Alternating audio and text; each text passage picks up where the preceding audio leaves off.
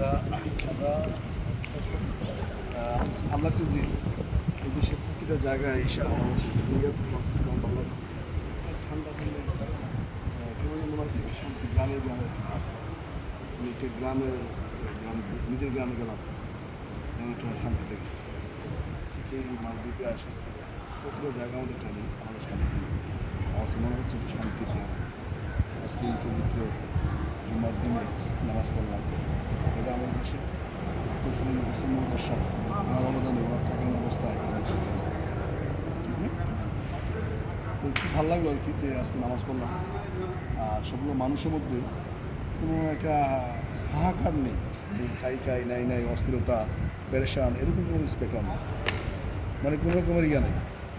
আবার শুনলাম 2 দিন পরে নির্বাচন, অথচ নির্বাচনে কোনো মিছিল মিটিং আওয়াজ বা কোনো রকমের হইহুল্লাহ এগুলো কিছু দেখলাম না।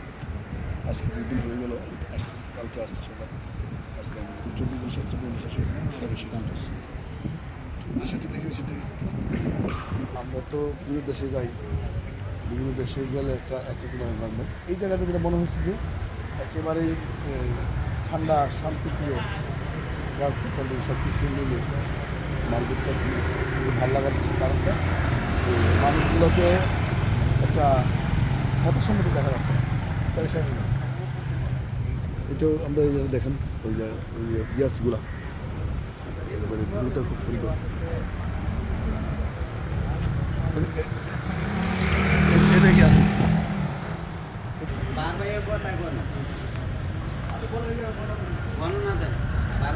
না না না দাঁড়া ফেসবুকে ছাড়বো তো।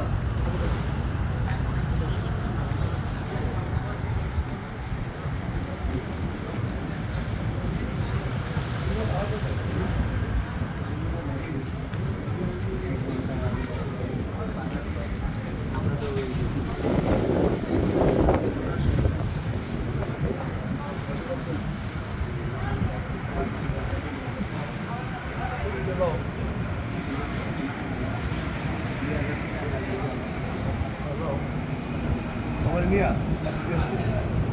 একটু ইয়ে করি, ভালো লাগলো এটা।